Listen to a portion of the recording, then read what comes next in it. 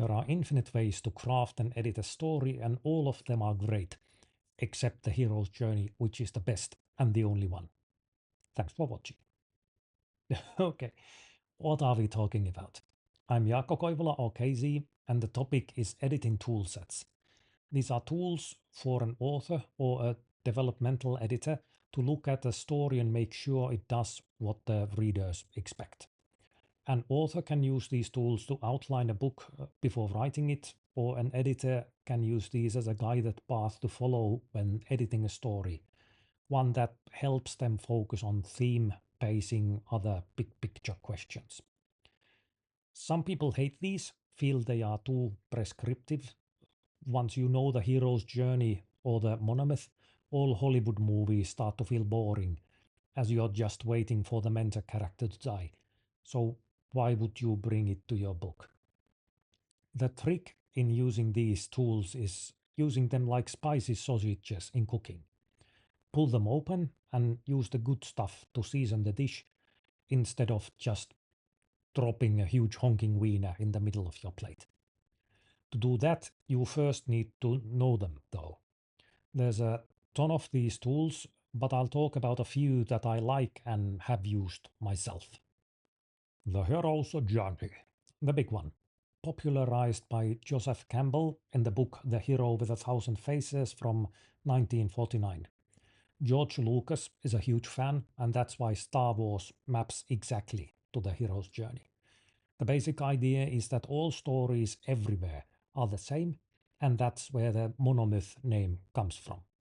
The actual word monomyth comes from James Joyce Finnegan's Wake, as a bit of literary trivia for you all. Anyway, a guy goes on a journey to become a hero after trying to dodge the call of adventure. He gets helped by a mentor. There's the sad moment when everything is lost, and at the end, the hero returns home as a changed person. That's about it. Most people know the monomyth enough to hate it and think it's dumb. Nevertheless, it sits at the bottom of many other tool sets, so it's sort of worth knowing. But you don't really need to read the original book to have an opinion on the hero's journey. At least I didn't. Next, Story Grid. Story Grid is a newer tool set. Instead of a weird holistic theory what all stories are fundamentally about, it's more a tool for editors and authors to work with stories directly. It's also a proper business. There are workbooks and lectures, and you can get certified as a StoryGrid editor and so on. StoryGrid's claim is that it's an empirical distillation of what makes stories great. The people behind it have read all the great books everywhere and noticed that genres have certain obligatory scenes and conventions that readers expect. Things they are owed in StoryGrid lingo. To give a couple of examples, a heist story needs to include a scene where the crew is assembled and a betrayal, real or faked. As with the monomyth, I never really found much use for the prescriptive side of StoryGrid, but I really value the analytical engine that's bundled with it. StoryGrid teaches you to look at what the scenes of a book are actually doing. Let's say we are sitting around a campfire and having a chat. How many men have the scouts seen? And so on. Using StoryGrid, I could look at what changes in the scene. In this campfire scene, we are starting slow and staying slow. We are also safe and staying safe. So this would be my first sign that the scene might be a bit too static. I'd also look at the different jobs that are being done in the scene. Jobs are things like deepening characters, expanding our understanding of the world, moving the plot forward, and so on. If all we did in this scene was talk about tomorrow's battle, I'd note that the whole scene is doing just one job, which is usually not enough to keep things interesting. To include a few more jobs, I could have them roasting spicy sausages and pulling them apart in the custom of their country, expanding the world. And I could add more character texture by having someone say a quick prayer and another character going about it. And if I realized I've already had a lot of slow to slow scenes, I might make the enemy attack them at the end to change the pace completely. These story grid tools can be used intentionally, pulling a book apart scene by scene like this, or alternatively, if something smells funny or feels boring, using these kinds of analytical tools can pinpoint the actual problem and help fix it. Save the cat. I rather like Save the Cat, but it's really just story grid with more upbeat branding in it.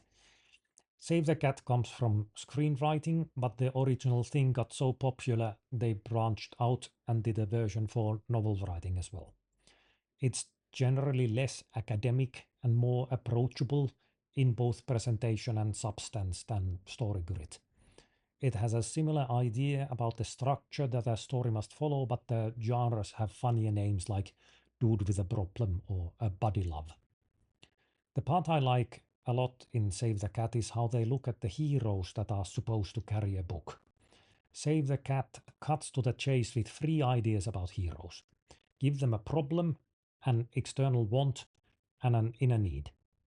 To illustrate this, let's say the hero has a problem. They got turned into a newt by a witch. The hero wants to get better by getting a kiss from a princess, but there's an underlying need that's internal, but the more important one. The hero has never learned how to love, so the kiss won't work until he grows as a person. This problem, need, want trichotomy is a really fun and simple tool to focus on the interiority and complexity of a character and figure out what the story is actually all about. There's maybe less this type of rigorous stuff to pull away from Save the Cat than there was in Story Grid, but on the other hand, it's much more approachable to just pick up and start using for many people. Edito Fabula. These two are some of those cool products advertised on Instagram.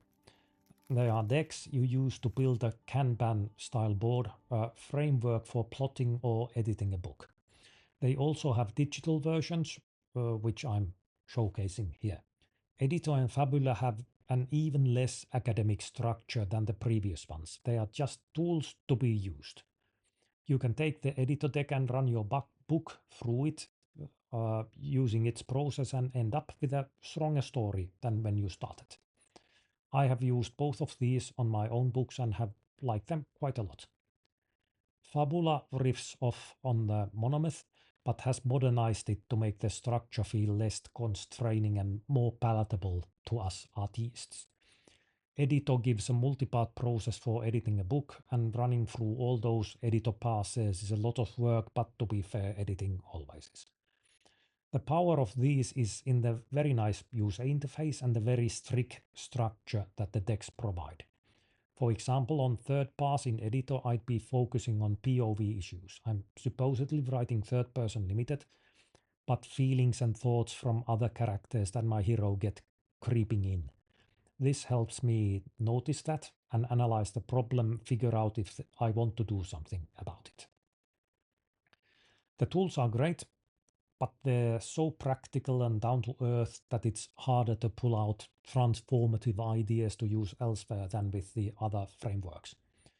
At the end of the day, Fabula and Edito might still be the tools I actually come back to and use instead of just cannibalizing them for parts and running away with them. We looked through 4 different toolsets or frameworks or ways to look at stories. All of these are products packaged to be bought and followed. Even if you buy into the monomyth, the idea that stories are fundamentally the same, authors and editors are all different. You could buy these world's best scissors, but if you're actually left-handed, they might still be unpleasant and awkward for you to use. Even so, it might be handy to have a pair of these around the house. Maybe a right-handed friend comes over and the story follows the hero's journey exactly, except it's missing one key beat and everything feels weird and wonky because of it. Then you can dig around your toolbox and find something that fits.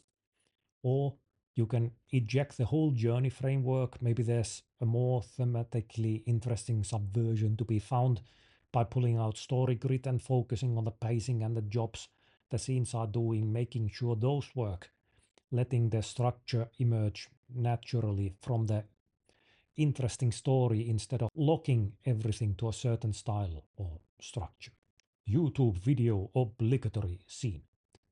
Please like, follow, and subscribe for more great, but seriously, looking into these tools is useful.